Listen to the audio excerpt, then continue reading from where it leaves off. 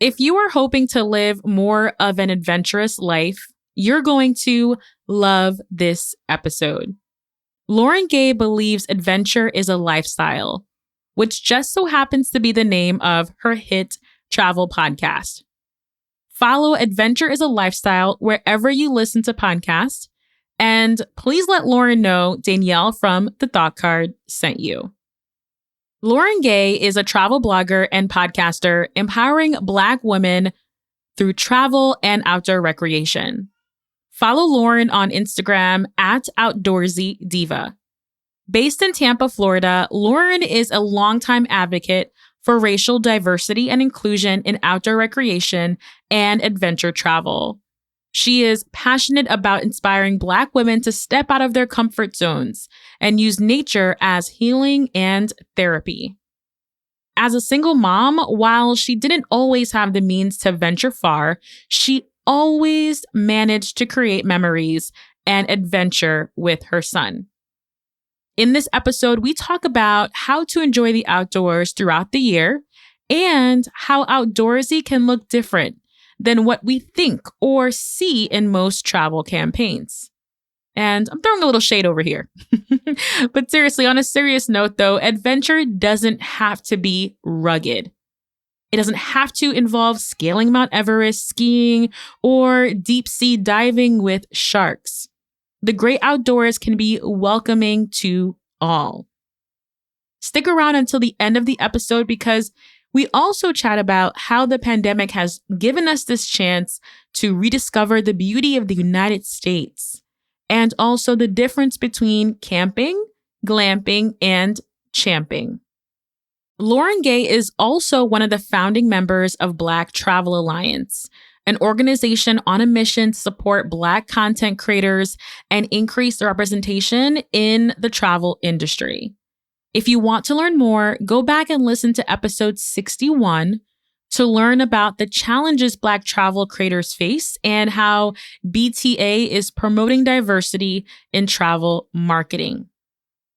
Today's podcast partner is Get Outdoors 101, a self-paced course by Olivia Christine, designed to help you learn how to plan outdoor trips with confidence so you can have memorable experiences, unplug, and de-stress. Now, you might not know this, but I've never been camping before. And 2023 is my year to venture out and go camping for the first time, like overnight, and do overnight hikes. There's just so much to see. And I feel like if I felt more comfortable with camping and some of these more adventurous outdoor activities, I feel like I would be able to see more and do more. And also now that I have baby K, like it would just be great to introduce him to all these things that I didn't necessarily have growing up. So I'm planning my first camping trip this year, which I will definitely be sharing on the podcast. I was like really nervous, but still curious and felt like I really needed some guidance in this department. So Get Outdoors 101 has been really helpful. Through this course, I'm learning how to find accessible adventures, hiking and camping safety tips, and really getting clear on the planning process so that we can actually go this year. Not talking about going, but actually go. So yeah, big things are happening and Get Outdoors 101 is helping me to get there. You can access the course at thoughtcard.com/outdoors101. That's thoughtcard.com/outdoors101. Or simply just visit the link in the show notes and you can be able to check out that course. Welcome to The Thought Card, a podcast about travel and money where planning, saving, and creativity leads to affording travel, building wealth, and paying off debt. We are the financially savvy travelers. I will not even discuss camping before September. Like, don't talk to me about no. And even my hikes and everything, like I'm up early. I'm up with the sun. I'm done before noon because it's just too hot down here.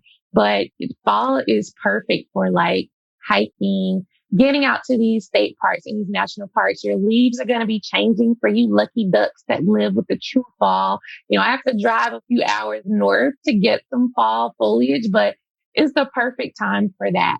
If you live anywhere where you can drive to like an apple orchard to do apple picking, it's the time for that. The pumpkin patches are out. The corn mazes are springing up. All those are outdoor activities. People kind of tend to box in what outdoorsy looks like. And I don't subscribe to that. It's outside. It's outdoorsy. It's still a form of nature. It's just a different way to take it in. So it's a great time to do those kinds of things. It's a great time to try camping or glamping, cause it's not so hot. Like you don't have to contend with the same kind of bugs and mosquitoes. Like things are getting more dormant. So yeah, fall is where it's at. Like get out there and see some stuff while it's nice and cool and you have this good weather. And the fall foliage is amazing. I live in Connecticut, so it's like I cannot wait for the bursting colors. So road trips are going to be very, very popular for the fall. So how about spring? So after fall, no, before spring is winter. So how about winter?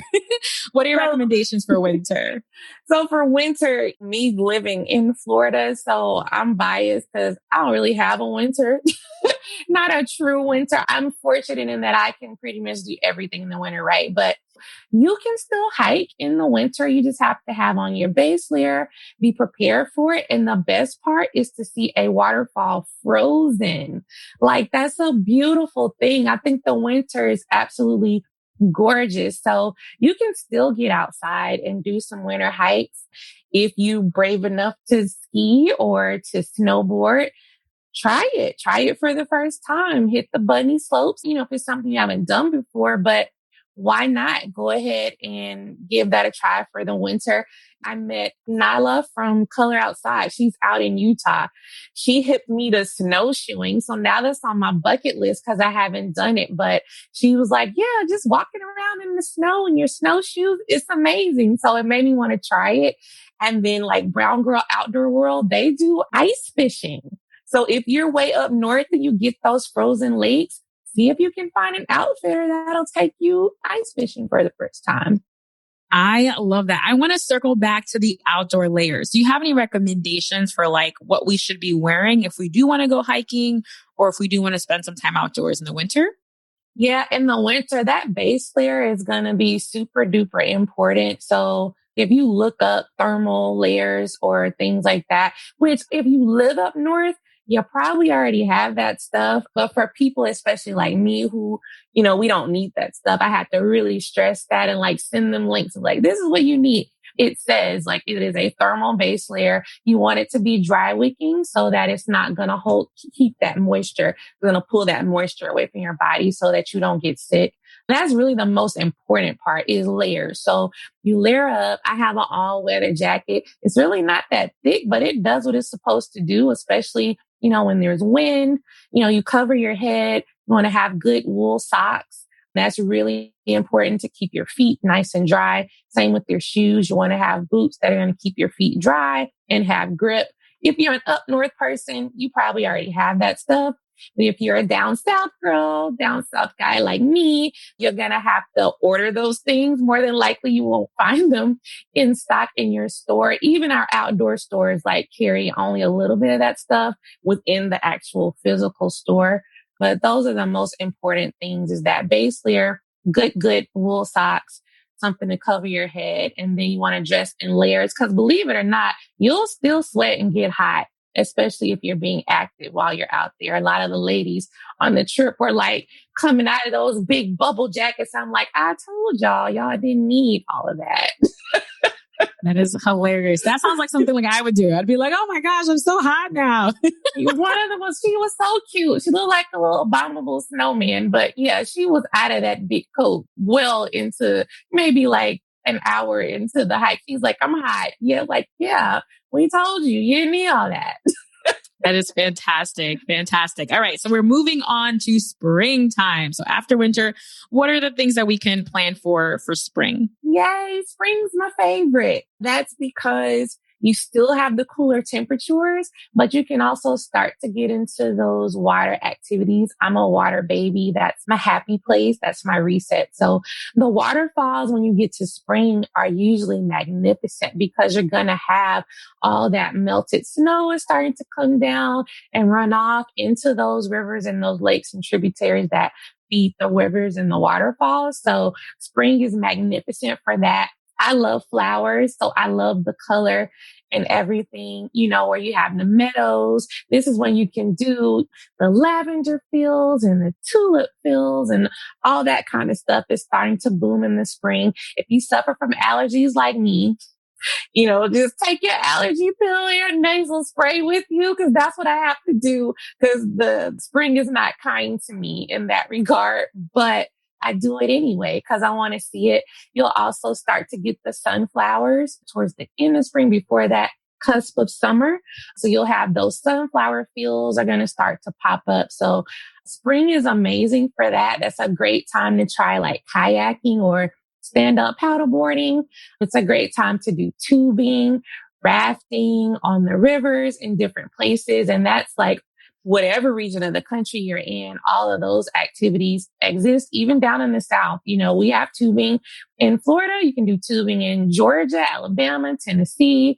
So don't think just because you're not where there's mountains, you can't do rafting, because there's rafting in Tennessee, in Kentucky, in northern Georgia. So all of those things are accessible to you. So spring is the perfect time to try some of those. The awakening. So I do love spring. I think fall is my favorite. I'm also a Virgo, so I'm born in the fall, but spring is like a close second for me. So I definitely love spring. So last but not least, summer. What are your recommendations for summer?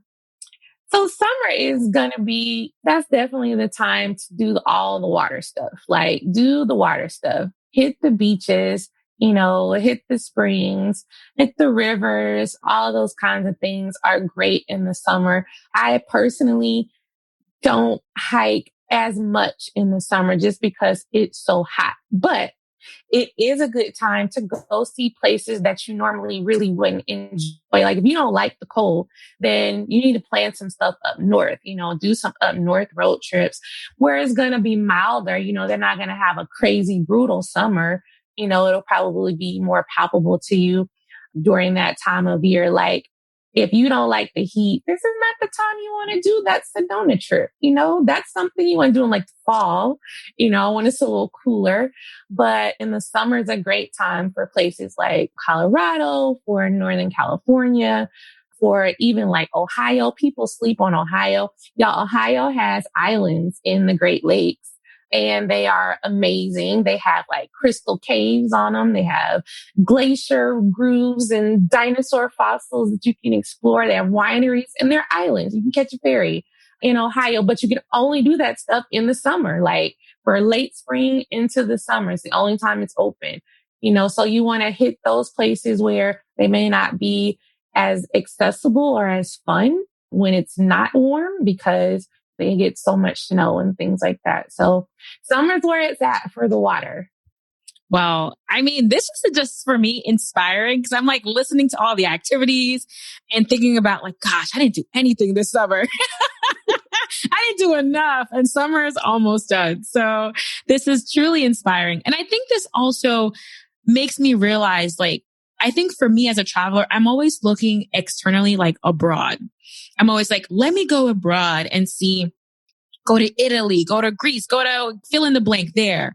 But what are your thoughts on like exploring the US? How has the US impacted your travels? Are you excited about seeing the US and even your home state of Florida right now? I'm in Connecticut. So your home state of Florida, are you excited about traveling in the US?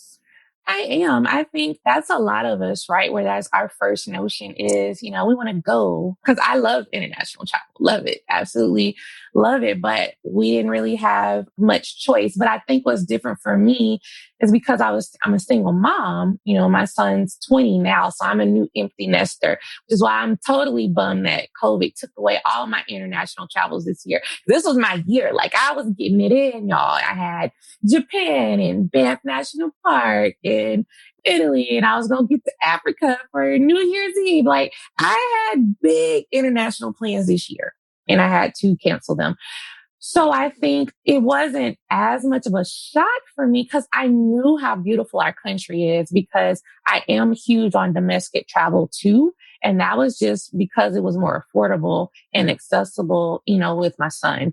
So I think it's great to see people finally realize, oh, I can see things right here in my own backyard. Our national park system is amazing. It is beautiful. Like it's a travesty not to see a place like Yellowstone, Glacier, Yosemite, the Smoky Mountains, before you die. Honestly, like they are beautiful, magnificent places that should be seen and appreciated. Even Florida, like our springs here, I'm telling you, these pictures, when you see them, like people, when I post them on Instagram, they're like, where are you? You look like you're in the tropics. Nope. I'm in the middle of Florida, like in a forest, but this is what this water looks like.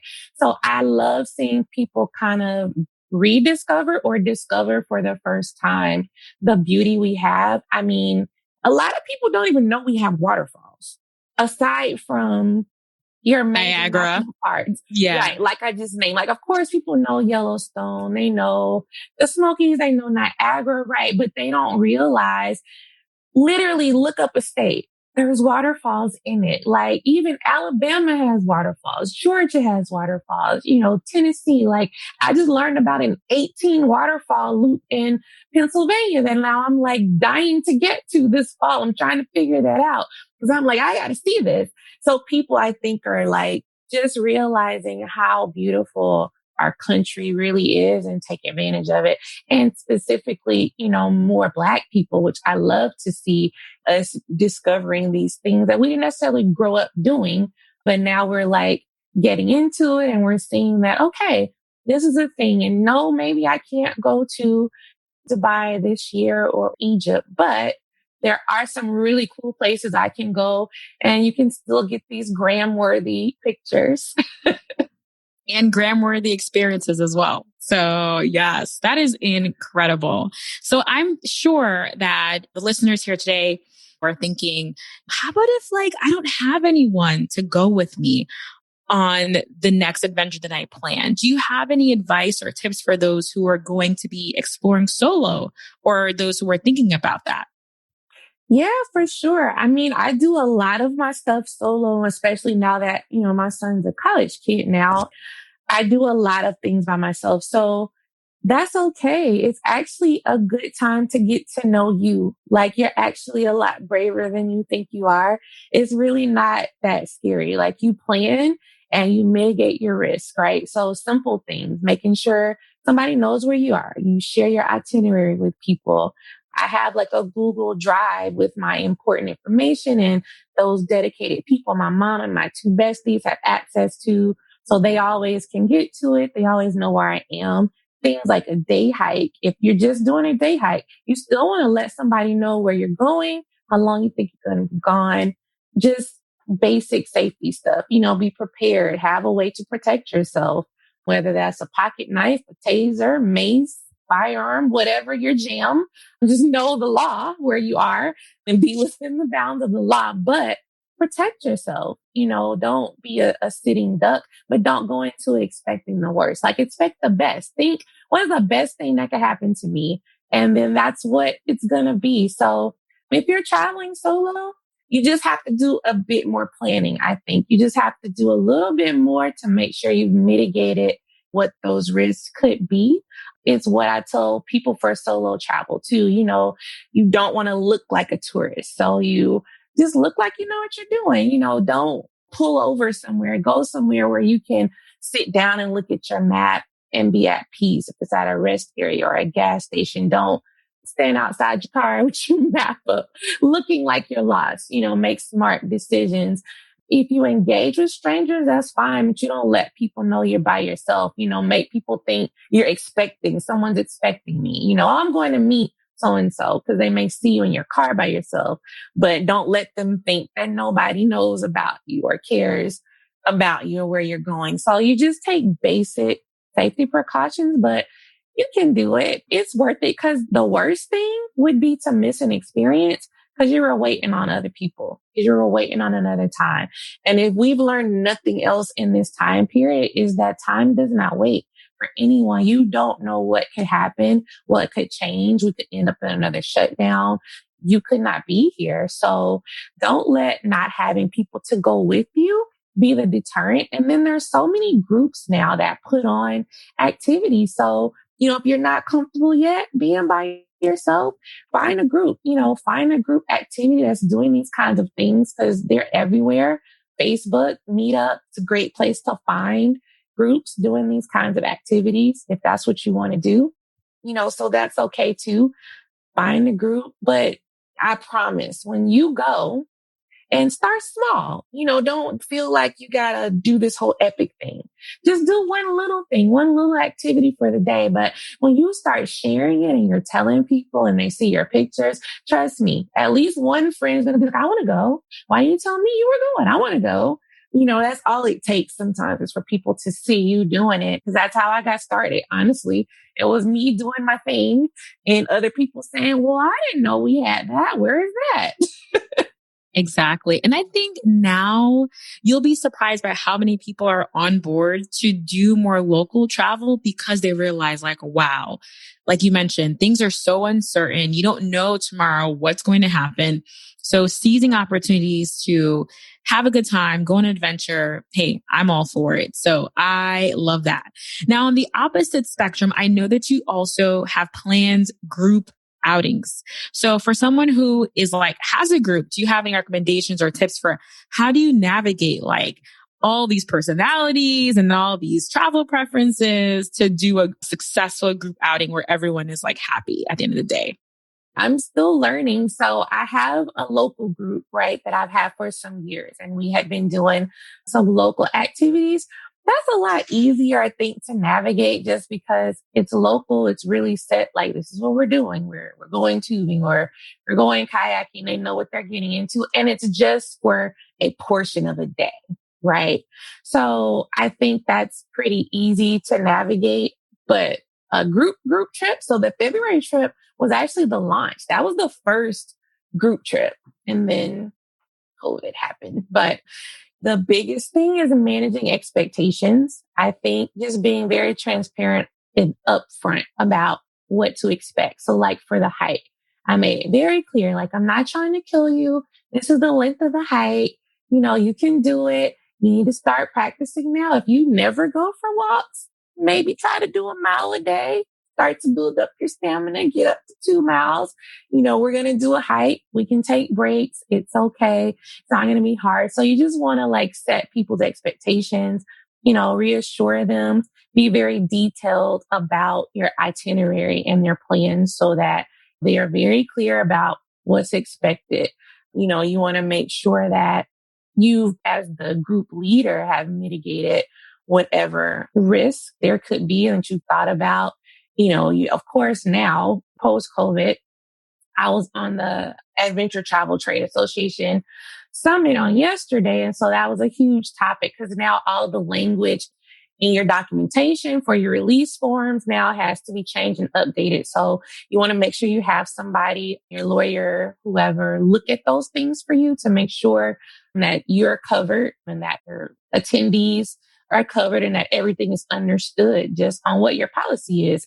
If your policy is no refunds, then it's no refunds, but you just want to make sure it's clear. If you have the flexibility to do that, then you just want to make sure you thought through what that looks like. Because right before it was, well, nobody ever planned for a global pandemic.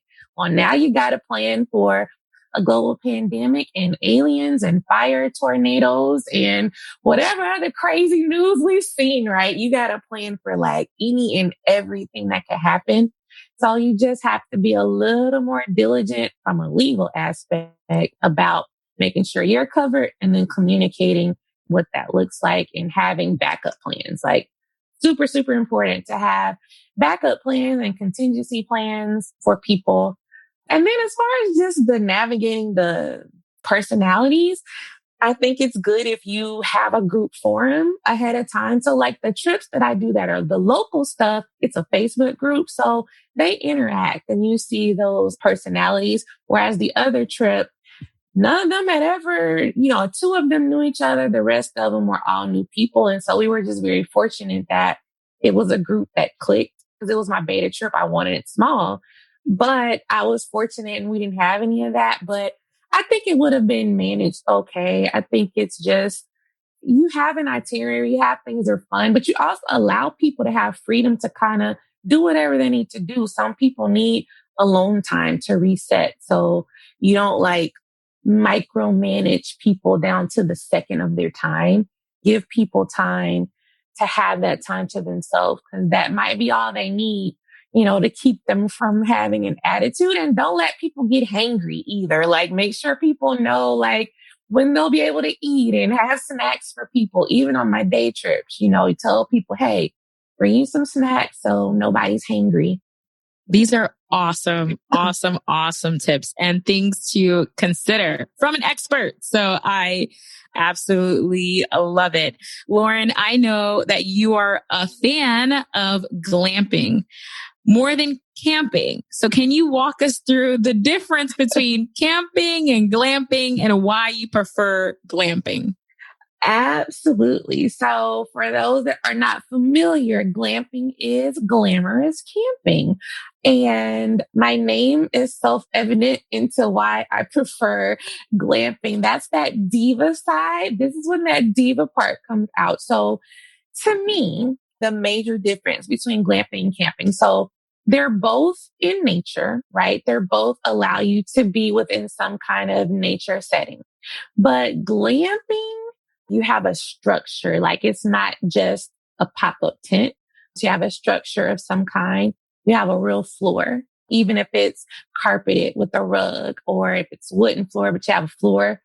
The biggest thing is electricity, whether it is through a generator or whatever they have to do. I don't care. If there's no electricity, it is not glamping. Do not call it glamping. It may be softer camping, but it's not glamping. Like glamping for me, you have electricity. You may not have running water, but you do have electricity. But a lot of the places I've stayed at for glamping did have running water as well. And then a bed and no sleeping bag. If you're glamping, you're in a bed. It can be an air mattress, but it's a bed, a real comfy plush bed with linens and pillows and throws on it. Like that is glamping. The ultimate glamping is going to have, lanterns and fairy lights and decor, and it's going to have that feel. You're going to have some touch of luxe. Like I glamped at this ranch in Utah and they had fur electric blankets for when it got cold at night. I was like, yes, that's what I'm talking about. I had a fire valet. I didn't even have to light my own fire pit. So they would come around and light your fire for you every night. And it came with a s'mores kit. So like I had a bathroom. So it was a luxury, like safari style tent. And I had a bathroom in my tent with a tub and a shower, like that's for real Uber luxury glamping. But glamping can be like the safari tents that you see. It could be a yurt, and a lot of state parks actually have yurts. I know up your way, there's quite a few places with yurts. Yurts are actually pretty cool. They may not be as fancy, but they will have the basic elements. So the main thing, you're not out in the elements. You're not going to feel like you're outside. You're not going to feel like a little raccoon is scratching at your tent. Like, it just, you'll feel a little more safe. And even if you do kind of self glamping, right, and you're in an RV or like a pop-up camper or something like that, you can still make it glamping. Like instead of using just that plain Hershey's chocolate for your s'mores, use Godiva, use a Reese's, use something snazzy. They have flavored marshmallows, make hot chocolate and bring you some Baileys or something to put in it. Like just elements to make it nice and have creature comforts. Like that's glamping to me. That sounds like something I would be on board. I've been looking at Airbnb and I did see the yurts. I'm like, what's this? Scroll past. So now I'm going to actually take some time. if you're looking, so Airbnb is going to have glamping spots, but also like Glamping Hub is huge for finding cool glamping places. Also, glamping.com has cool glamping places.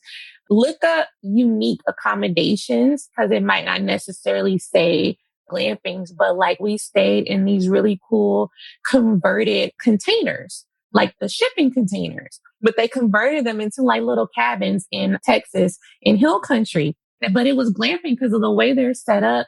And you had like this little community of all these different shipping containers and fire pits and all that kind of stuff. So glamping can have a little unique take on it. Even like Banning Mills is a treehouse resort in Georgia. Like you had to walk on a suspension bridge to get to your treehouse. I'm in a 2-story treehouse with a hot tub. Like you can glamp like as fancy as you want to get. They have it. And then as basic as you want to get, they have those two. But Glamping Hub and glamping.com, also The Dirt, all of those are pretty good resources if you're looking for glamping style accommodations. But also don't sleep on your state parks. Go to your state park website and look and see what kind of camping and cabin accommodations they have, because they might have cabins and they might have yurts. And like Georgia has tons of yurts. And like I stayed in one is on a peninsula, like an island out on a lake. Each yurt had its own little area. It came with a kayak. It came with all these amenities. That was really cool. And then there's another park called Unicoi. They're called like a squirrel house. It's kind of like a tree house that's up in the forest, but it's like a cabin. So look at your state park websites and just see what they offer, because you might be surprised what you find. Hey, and this is an excellent conversation because like I said before, I saw yurts today and I just like, I don't know what that is. So but now the sky's the limit for the opportunities. I like to say a yurt is like a tent in a cabin had a baby. And so they're from the Mongolian yurts that you'll see if you see like from Nepal and Mongolia, from that Eastern Asian area. Historically, they had those. They look like a tent, but it's triangle at the top. That's the traditional yurt. And then, of course, we have modernized it to have them here, but they're a really cool. I think you should do it. I will. You convinced me. You've convinced me. There's some really, really nice ones out there. The one we stayed at had a skylight at the top, which was cool because you could see the night sky at night. And I had a sink and running water and a bed and furniture and all that stuff. Like it was pretty neat. So that's a neat way to just see nature, because you'll really be in nature versus traveling to nature. There's something to be said about waking up and walking out of your door and you don't hear anything but like literally birds and bees and insects in that cool morning air. Like this is a different feeling than when you drive to a park versus when you stay there. Excellent. Yeah, that's inspiring. And listen, I got vacation days, so I'm excited. I am so excited. And this also reminds me of this term. I'm not sure if you know about this, Lauren, but it's called champing. So in the UK, you can actually stay at a very old church. So, there's camping, there's glamping, and there's champing. So CHAMPING. And I discovered this years ago when I was visiting the UK, and I actually tried to stay in one. And it was an old stone church, ancient church with a little cemetery in the side of it. And the person I was like traveling with was so freaked out that they said no. So I almost had my opportunity to do something like super cool. But yes, if you go to champing.uk, I believe that's the website. And guess what, guys? I'll have all the links for you guys in the show notes. So all the links Lauren mentioned, but also the champing, it's champing.co.uk. You'll be able to check that out and see if you want to go, explore and sleep at a church. So you have just added something else to my bucket list. Because no, I did not know about champing. I probably will be freaked out, but I will do it anyway. Like that's the difference. People think I don't get scared. I do all the time, but I still do it anyway. I just make it happen. So champing is added to my list. I tried to stay in a lighthouse in the Azores and I just didn't have enough time, but I still want to do that. I want to stay in a lighthouse. I want to stay in a windmill too. That's incredible. Now, talking about like your travel wish list, do you have like a document or someplace that you're keeping track of all the things that you see that you want to do? Or do you just kind of remember what you want to do and you kind of go after it? You know what? Kinda. So I have two bucket lists. I'm a Christmas nerd. Christmas is my favorite holiday. So I actually have a whole blog post about my Christmas bucket list of Christmas experiences around the world that I want to have. And I keep it up to date and I check them off as I get them done, right? But the rest of the things I really want to try, they're in Pinterest. I love Pinterest. I'm a huge Pinterest component as a means of getting traffic to my site, actually. But I plan my trip. That is where my trips are birthed. They are birthed in Pinterest on a secret board. And I just start finding stuff and I'm looking at stuff and I'm pinning it. Now that we have the collections in Instagram, that's probably my third list. So I have a list of like must do that I add things to for that. But even that eventually they end up in Pinterest so that I can really plan it out logistically and figure out, okay, like how can I make this happen? But yeah, I have quite an extensive list. At the top of that list is doing the Christmas markets and staying in those igloos over there in Finland. Amazing. Amazing. And to be honest, like I use Pinterest to plan my travels as well. So that is a pro tip. Like Pinterest is a visual search engine. So you can type in things to do in XYZ destination and you will find inspiration, and it's visual. So you could always remember what exactly that was. So that is amazing. Lauren, you dropped so many incredible gems, so inspiring, especially during this time. Like, I know it looks all bleak and like, you know, we're like, what's going on? But you were such a joy and just a bright light. So I'm super excited to have you here on the podcast today. Thank you so much for having me, Danielle. Danielle has been instrumental in helping me to grow as a podcaster. So really happy and honored to be here today. Thank you, Lauren. I will see you guys in the next episode of the Thought Card Podcast. Bye.